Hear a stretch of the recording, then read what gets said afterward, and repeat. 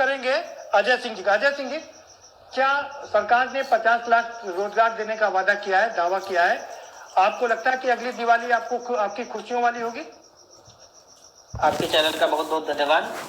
आपके चैनल के माध्यम से हम सभी श्रोताओं को, दर्शकों का दीपावली की हार्दिक शुभकामनाएं। जैसा कि आपने कहा है कि नई दीपावली के उपलक्ष्य में योगी जी ने घोषणा की है, वो हमारे प्रदेश के मुखिया हैं और हम क्या है, जितने भी बेरोजगार हैं, शिक्षा मित्र हो या अन्य कंडीशन के लोग हों, वो सभी चाहेंगे कि हमको रोजगार मिले। लेकिन जहां तक शिक्षा मित्रों की बात आती है तो शिक्षा मित्र लगातार 20 वर्षों से इस तरह के वादों को, इस तरह के दावों को सुनते चले आ रहे हैं। हाँ, हमें विश्वास तो पूरा है कि आदरणीय योगी जी जो कहते हैं वो करते हैं, लेकिन जब किसी व्यक्ति को उसकी अपेक्षा के अनुरूप रोजगार मिले, स्थायी हो और उसके कार्य के द्वारा जो भी उसको जिम्मेदारी दी जा रही है, उस जिम्मेदारी को निर्वहन करने में दिक्कत ना आए, तब उस व्यक्ति को विश्वास होगा। अगर हम इस सरकार की बात करें, जैसा कि सरकार के बहुत सारे काम ऐसे हैं जो कि शिक्षा विभाग में लगातार परिवर्तन ला रहे हैं। बेसिक विद्यालयों में 10% बच्चों की उपस्थिति भी बढ़ गई है, 10% छात्रों की संख्या भी बढ़ गई है। लेकिन कहीं ना कहीं हम सबको या सरकार को या सबको सोचना होगा कि लगातार 20 वर्षों से 1850, 2250, 2400, 3000 और इस तरह से 3500 रुपए का मानदेय प्राप्त करने वाला अल्प मानदेय वेतन भोगी जो लगातार 20 वर्षों से इंतजार कर रहा है कि उसकी दीपावली, उसकी होली अच्छे से मनाई जाए, उसके परिवारों में भी खुशियां आए, तो हम तो तभी मानेंगे जब हमारे साथियों का कल्याण हो जाए, हमारे साथियों का भला हो जाए। और रही बात इसलिए कि जब तक योगी जी के वादे की बात है तो हमें पूरा विश्वास है, हमारे संगठन को विश्वास है, हमारे शिक्षा मित्र साथियों को विश्वास है। लेकिन हाँ, थोड़ा सा कष्ट तब होता है कि जब आपके घोषणा पत्र में हमारी बात होती है कि 3 महीने के अंदर हम समस्याओं का समाधान करेंगे, या हम प्रधानमंत्री जी से हमारे अध्यक्ष जी मिलते हैं, माननीय मुख्यमंत्री जी से हमारे अध्यक्ष जी आदरणीय जितेंद्र साहिब जी लगातार 6 बार मिले, आश्वासन मिले, विश्वास हुआ कि आदरणीय योगी जी कह रहे हैं, एक संत की वाणी है और निश्चित रूप से शिक्षा मित्रों की समस्याओं का समाधान होगा। हम उनकी इस पहल का स्वागत करते हैं और यथासंभव उनके इस प्रयास में सहयोग भी करेंगे। लेकिन हमें पूर्ण विश्वास है कि यदि हमारा कल्याण होना है या हमारे साथियों के भविष्य को सुरक्षित करना है, तो मैं आपके चैनल के माध्यम से योगी जी से, सरकार से और इस विभाग में समस्त वरिष्ठ अधिकारी कर्मचारियों से अनुरोध करूंगा कि शिक्षा मित्रों के लिए यह सौगात शीघ्र से शीघ्र दीजिए, क्योंकि 20 वर्ष बहुत समय होता है और हमारे हजारों शिक्षा मित्र जो काल के गाल में समा गए, कहीं उनके लिए ये ना हो जाए कि का वर्षा जब प्रसिद्ध सुखाने। अंजू देवी जनपद उन्नाव से है, सुभा तिवारी उन्नाव, रेणु देवी, तारा यादव और बाबू सिंह कन्नौज, इस तरह से हजारों की संख्या है जिनके परिवार आज दीपावली में अपने घर में एक दीपक नहीं जला सकते। आखिर इस व्यवस्था में रहने से या इस व्यवस्था में सहयोग करने से, शिक्षा विभाग में रहने से उन्हें मिला क्या?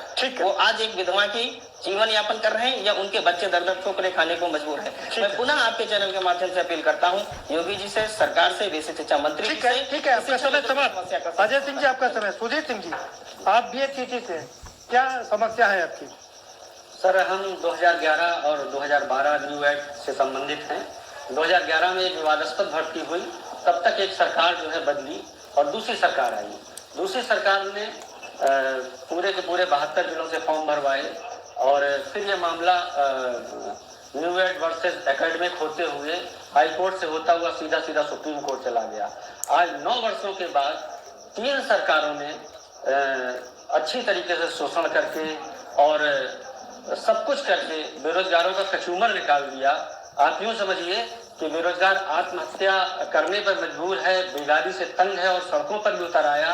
उस पर भी सरकार ने चुनाव से पूर्व वादे जो किए थे, हमारे धरने में आते थे, हमारे आंदोलनों में आते थे, और उनका जब सरकार बनने के बाद फिर जब कमेटी बहाल करने के लिए माननीय मुख्यमंत्री जी ने बोला और 40 दिन उस कमेटी को दिए गए थे, आज से 2.5 साल हो गया।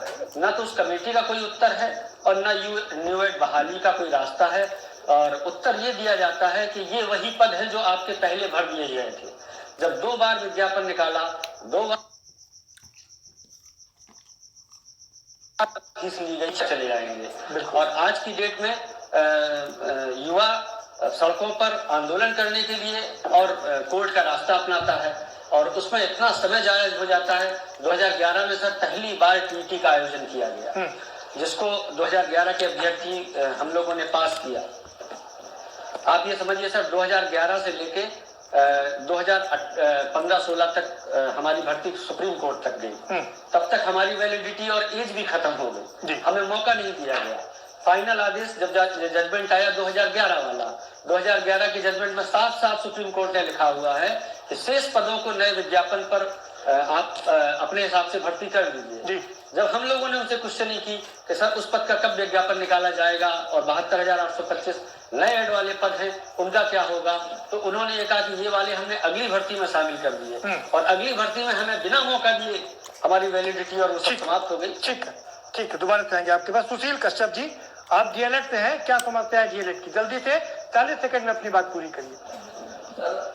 वर्तमान में जो 69,000 शिक्षक भर्ती गतिमान है, ये बहुचर्चित 69,000 शिक्षक भर्ती के बाद मामले में हम आपको अवगत कराना चाहते हैं कि जो सरकार ने चयन सूची जारी की है उसमें ओबीसी के 27% रिजर्वेशन होता है, उसमें से इन्होंने 3.86% रिजर्वेशन के तहत हम लोगों का चयन किया है और जो से सीटें हैं उसकी हम लोगों की हकमारी की गई है। ठीक उसी प्रकार से एससी की जो 21% रिजर्वेशन होता है, रिजर्वेशन की बात में करेंगे, डीएलएड की बात बताइए कि कितना समस्या है, क्यों, कहाँ समस्या पड़ी है?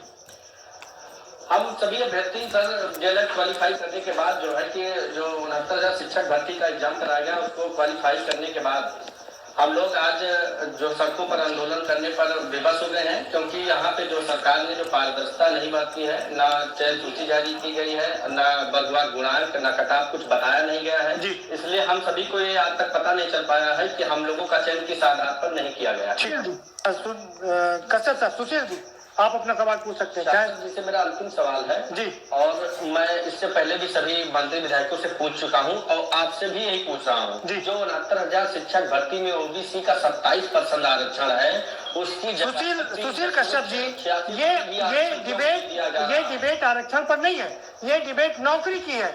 50 लाख नौकरी निकली है, क्या अगली दिवाली खुशियों वाली होगी कि नहीं? पहले लोगों को नौकरी तो मिले, उसके बाद उसमें आरक्षण का मामला आएगा। सर जो 50 लाख नौकरियों का जो उन्होंने वादा किया है, हमें ये नहीं लगता कि ये पूर्ण रूप से संपन्न कर पाएंगे। जिस प्रकार से 69,000 भर्ती 2 सालों से लटकी है, कोर्ट के चक्कर काट रही है, उसको पारदर्शिता के तौर पर किया ही नहीं जा रहा है, तो क्या 50 लाख की भर्तियां जो पूरी करने के लिए सवाल लेंगे, क्या गारंटी है कि उसमें पारदर्शिता रहेगी? जब इसमें भी पारदर्शिता नहीं है तो उसमें भी पारदर्शिता नहीं रहेगी। बेरोजगारों के साथ में कोई भी सरकार न्याय करने को तैयार नहीं, सिर्फ वोट बैंक की राजनीति कर रही है और हम लोगों की हकमारी कर रही है, हमारे आरक्षण को छीना जा रहा है। 12,000 सीटों पर। ठीक है सुशील जी, बात आपकी होगी, सवाल पूछे। बघेल साहब जल्दी से जवाब दे दीजिए कि 50 लाख जो वैकेंसी निकाल रहे हैं आप लोग भरने के लिए, क्या इसमें ट्रांसपेरेंसी होगी, सभी को संतुष्टि होगी इसमें? ये सवाल है सुशील कश्यप का। और आरक्षण का भी पालन किया जाएगा उसमें?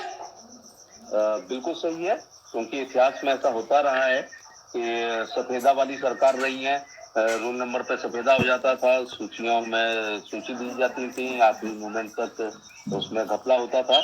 मैं सभी बेरोजगार लोगों को आश्वस्त करना चाहूंगा, क्योंकि मैं भी यूपी में कैबिनेट मंत्री था, मैं समझता था कि आरक्षण को कोई छेड़छाड़ नहीं कर सकता है, आरक्षण फुलफिल होगा और पारदर्शिता रहेगी। गस्टेड अधिकारियों के इंटरव्यू होंगे, नॉन गस्टेड में कभी कोई इंटरव्यू नहीं होगा। पुलिस के बच्चों से कहना चाहता हूँ जो भर्ती में सुबह 3 घंटे दौड़ते हैं, शाम को 3 घंटे दौड़ते हैं, फिजिकल केवल गेट पास होगा, 5 किलोमीटर इतने घंटे में आप कर लेंगे।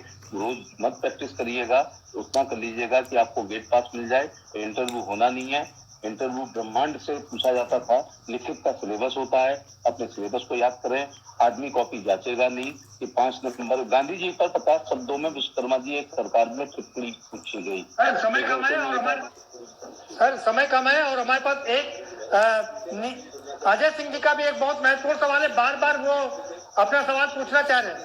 आप अगर इजाजत दीजिए, अजय सिंह जी। आदरणीय बघेल जी, मैं आपसे अपना बात रखना चाहता हूँ, कहना चाहता हूँ। सर सुन लीजिए जल्दी से। पहली बात तो हमें जो समाज में ये भ्रांति फैलाई गई कि हमें अयोग्य समझा जाता है, जबकि हम लोग बघेल साहब सुन लीजिए, सवाल है, आखिरी सवाल है जी अजय सिंह। आदरणीय बघेल जी, मैं आपके माध्यम से कहना चाहता हूँ कि अब तो आपकी प्रदेश में भी सरकार है और देश में भी सरकार है, 3 साल बीत गए हैं, कौन सा काज कठिन जग माही जो नहीं हो ताक तुम पाही। आदरणीय योगी जी के लिए भी आदरणीय मोदी जी से भी अपील है कि आप अपने संकल्प पत्र में जो शिक्षा मित्रों की समस्याएं के समाधान की बात कहते उसका शीघ्र समाधान कर दिए। महिलाएं बेचारी परेशान है, ठीक है, जो ठीक है, जल्दी से समय समाप्त ससुराल नहीं जाना चाहती और जा नहीं पा रही। आपसे अनुरोध है कि हमारा जो मांग पत्र हमारे संगठन का आदर्श शिक्षा मित्र वेलफेयर एसोसिएशन का, एक बार उसे ध्यान से पढ़ लीजिए। 62 साल 12 महीने के लिए हमारी सेवाएं कर दीजिए।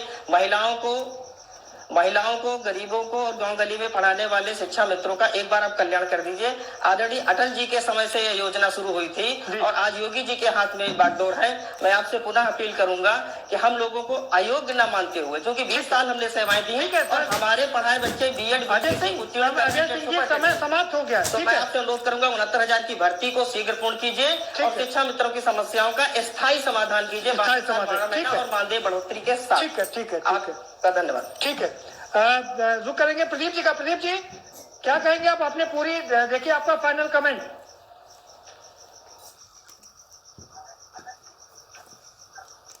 प्रदीप माथुर जी, आपका ऑडियो बंद है, आप अपना ऑडियो खोल लीजिए। जी